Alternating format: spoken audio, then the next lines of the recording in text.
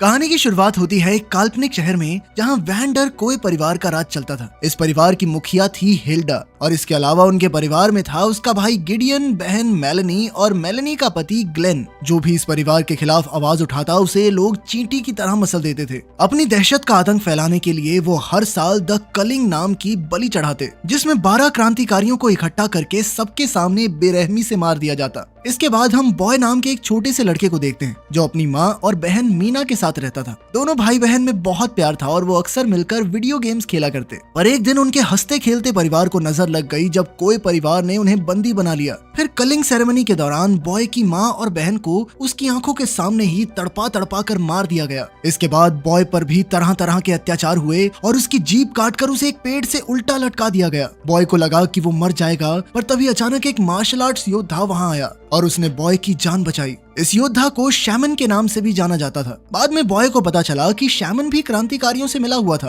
और वो उसकी माँ का दोस्त हुआ करता था। अब शैमन ने उसे अपनी शरण में ले लिया और उसकी देखभाल करने लगा। उसने बॉय को रोज मार्शल आर्ट्स की ट्रेनिंग देना शुरू किया। बॉय हर रोज शारीरिक और मानसिक ट्रेनिंग में कड़ी मेहनत करता, क्योंकि अब उसकी जिंदगी का सिर्फ एक ही मकसद था, हिल्डा को मारकर अपनी माँ और बहन की मौत का बदला लेना। इस कड़ी ट्रेनिंग के दौरान उसे कीड़े मकोड़े खाने पड़ते और साथ ही वो जमीन में दफन होकर सिर्फ बैम्बू के जरिए सांस लेने की प्रैक्टिस करता। असल में वो लड़का गूंगा बहरा था, इसीलिए उसने लोगों के होठ पढ़कर उनकी बात समझने की कला भी हासिल कर ली। इस सब के दौरान बॉय अपनी बहन मीना को बहुत ज्यादा याद करता था, क्योंकि वो हमेशा ही उसका बहुत ख्याल रखती थी। पर शैमन ने उसे अपने अतीत को भुलाकर अपने मिशन पर ध्यान देने को कहा। जल्दी ही बॉय सब कुछ भूल भी गया, मगर वो चाहकर भी अपनी बहन को भुला नहीं पा रहा था। उसे अक्सर मीना दिखाई देती थी और वो उससे बातें करता। इस तरह देखते देखते कई साल बीत गए और अब बॉय जवान हो गया था। एक दिन ट्रेनिंग के दौरान वो शैमन के साथ मुकाबला कर रहा था। सालों की कड़ी मेहनत की बदौलत बॉय बहुत ज्यादा ताकतवर हो चुका था और अब वो शैमन को हराने ही वाला था कि ऐन वक्त पर उसे मीना दिखाई दी, जिससे उसका ध्यान भटक गया और वो हार गया। ये देखकर शैमन को बहुत गुस्सा आया और उसने कहा कि बॉय अब भी पूरी तरह तैयार नहीं है। खैर, फिर एक दिन वो दोनों पास के शहर में गए, जहां बॉय की मुलाकात एक सुंदर सी लड़की से हुई जो कि फूल बेच रही थी। उस लड़की ने बॉय को एक फूल दिया, जिसे देखकर बॉय को बहुत अच्छा महसूस हुआ। मगर तभी सरकारी फौजियों ने वहां आकर आम लोगों पर हमला बोल दिया। तब पता चला कि वो यहाँ कलिंग सेरेमनी में बलि के लिए लोगों को पकड़ने आए थे। ये देखकर बॉय और शैमन तुरंत ही छिप गए। कुछ ही देर में भीड़ में से एक लड़की ग्लेन को कॉय परिवार के हाथों की कठपुतली कहकर बुलाने लगी। तब ग्लेन ने गुस्से में उस पर बंदूक चला दी, पर गलती से गोली किसी और को लग गई। इससे अचानक वहां हंगामा हो गया और लोगों ने सैनिकों पर हमला बोल दिया। तब गिडियन ने वहां एक हेलमेट पहने हुए योद्धा को बुलाया, जिसका नाम था जून 27। जून 27 ने वहां आते ही सैनिकों पर हमला करने वालों को बेरहमी से मार डाला और अंत में वहां सिर्फ 6 लोग ही जिंदा बचे। ये देखकर बॉय को अपने बचपन का वो भयानक दिन याद आ गया और उसने आज रात ही सेरेमनी के दौरान हिल्डा को मारने का फैसला किया। शैमन ने उसे समझाया कि वो भी तैयार नहीं है, मगर बॉय ने उसकी एक न सुनी। वो चुपके से ग्लेन की गाड़ी की डिक्की में जाकर छुप गया, जहां पहले से ही एक लाश पड़ी थी। कुछ समय बाद ग्लेन और गिडियन एक वेयरहाउस में पहुंचे, जहां उन्हें मेलेनी के भयंकर गुस्से का सामना करना पड़ा। उन दोनों ने बाजार में लाशें बिछा दी थी और अब उनके पास कलिंग सेरेमनी के लिए 12 लोग भी पूरे नहीं थे। तब ग्लेन और गिडियन एक दूसरे पर इल्जाम लगाने लगे, पर अंत में मेलेनी ने उन्हें सड़क से कोई भी 6 लोग उठाकर लाने को कहा। उधर बॉय गाड़ी की डिग्गी से बाहर निकलकर वेयरहाउस में आ गया। अचानक उसे मीना दिखाई दी और वो भटक कर सैनिकों के सामने आ गया। उन्होंने बॉय पर बंदूक तान दी, मगर बॉय ने अपनी बहादुरी और जबरदस्त स्किल से उन सबको ऊपर पहुंचा दिया। मगर एक के बाद एक फौजी आते ही जा रहे थे, इसलिए उसने वहां से भागना ही ठीक समझा। जब वो छुपा हुआ था तो उसकी मुलाकात बाशो नाम के कैदी से हुई। बाशो ने कहा कि अगर बॉय उसकी हथकड़ियां खोल देगा तो वो हिल्डा को मारने में उसकी मदद करेगा। पहले तो वो हिचकिचाया, पर फिर उसने बाशो को आजाद कर दिया। इसके बाद उन दोनों ने मिलकर वेयरहाउस के सभी फौजियों को मार गिराया। फिर उन्होंने ग्लेन को भी धर दबोचा और उससे हिल्डा का पता पूछा। तब ग्लेन ने कहा कि वो कॉय परिवार के साथ अपने महल में कलिंग सेरेमनी का जश्न मनाएगी। फिर ग्लेन ने उनसे अपनी जान की भीख मांगी, पर बाशो ने गलती से उस पर आरी फेंक दी, जिससे ग्लेन की मौके पर ही मौत हो गई।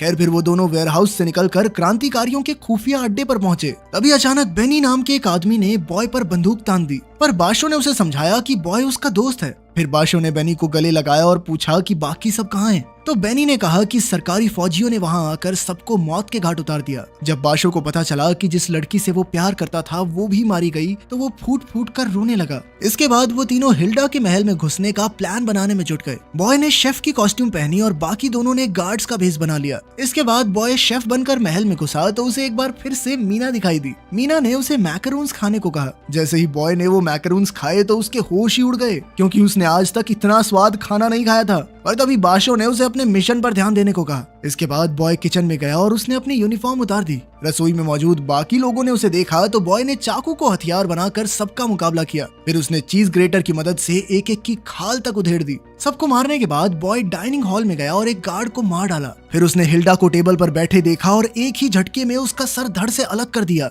चारों ओर शोर मच गया और बॉय ने हिल्डा का सर उठाया, पर तब उसे एहसास हुआ कि ये हिल्डा थी ही नहीं। तब गिडियन फौजियों के साथ वहां पहुंचा और कहने लगा कि वो जानता था कि कोई हिल्डा को मारने की कोशिश करने वाला है और इसीलिए उसने ये जाल बिछाया था। इसके बाद गिडियन ने जून 27 को बुलाया और वो बॉय के साथ दो दो हाथ करने लगा। उन दोनों में जबरदस्त लड़ाई शुरू हो गई और अंत में बॉय ने उसका हेलमेट उतार दिया। उसका असली चेहरा देखते ही बॉय का ध्यान भटक गया और जून 27 ने मौके का फायदा उठाकर उसे बेहोश कर दिया। कुछ देर बाद जब बॉय को होश आया तो वो एक कुर्सी से बंधा हुआ था। जून 27 ने कहा कि अगर वो शैमन का पता बता देगा तो वो उसे रिहा कर देगी, मगर बॉय ने ऐसा करने से साफ इनकार कर दिया और जून 27 गुस्से में वहां से चली गई। बाद में गिडियन ने वहां आकर बॉय को बताया कि हिल्डा शैमन से डरती है, इसीलिए वो मासूम लोगों की जान लेती रहती है। गिडियन अब इस खून खराबे से तंग आ चुका था, इसलिए गिडियन ने बॉय को कहा कि प्लीज भाई पता बता दे उसका, ताकि हिल्डा उसे मार कर ये सब बंद कर दे। पर बॉय टस से मस नहीं हुआ। अब कोई चारा नहीं था, इसलिए गिडियन बॉय को एक खास कमरे में ले आया जहां उसे बांधकर उसकी गर्दन पर बिजली का झटका देने वाला कॉलर बांध दिया गया।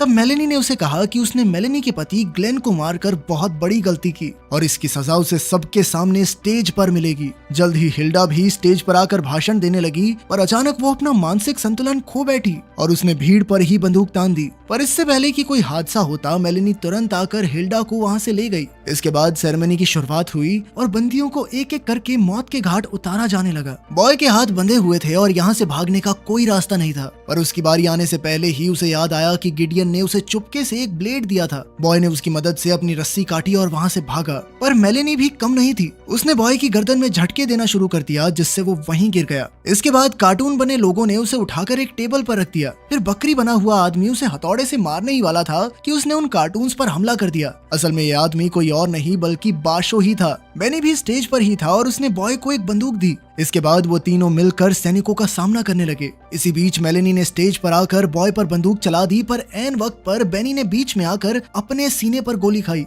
आखिरकार उसने बॉय की बाहों में दम तोड़ दिया। इधर मेलेनी ने बाशो को भी गोली मार दी थी। तब बॉय भागकर एक कार्टून के पीछे छिप गया और फिर उसने मेलेनी को एक कुर्सी पर बांध दिया। मेलेनी ने कहा कि पूरा देश इसे टीवी पर देखेगा और अंत में सब मेलेनी को एक शहीद मानेंगे, पर बॉय ने बिना उसकी बकवास सुने मेलेनी का सर धड़ से अलग कर दिया। फिर बॉय हॉल में गया जहां गिडियन जख्मी होकर जमीन पर पड़ा था। गिडियन ने बताया कि उसने गद्दारी की थी, इसलिए उसकी बहन मेलेनी ने उसे गोली मार दी। खैर गिडियन ने बॉय को एक चाबी दी जिससे बॉय उस बंकर में घुस सकता था जहां हिल्डा छिपी हुई थी। अब बॉय गिडियन की जान भी लेने वाला था कि तभी उसे मीना दिखाई दी और उसने बॉय को रोक दिया। उसने कहा कि गिडियन ने उस वक्त बॉय की मदद की थी जब उसके साथ कोई नहीं था, पर बॉय ने मीना से कहा कि तुम असली हो ही नहीं, क्योंकि मेरी बहन तो मर चुकी है। ये सुनते ही मीना गायब हो गई और बॉय ने गिडियन को बेरहमी से मार डाला। इसके बाद वो उस बंकर तक पहुंचा जहां हिल्डा छिपी हुई थी। हिल्डा ने दरवाजे की स्क्रीन पर आकर कहा कि अगर वो अंदर घुसा तो बेवजह मारा जाएगा। तब बॉय ने उसे अपने बचपन की एक ड्राइंग दिखाई जो उसकी बहन मीना ने बनाई थी और कहा कि मैं बेवजह यहाँ नहीं आया। वो ड्राइंग देखकर हिल्डा सुन्न हो गई और उसने अचानक स्क्रीन बंद कर दी।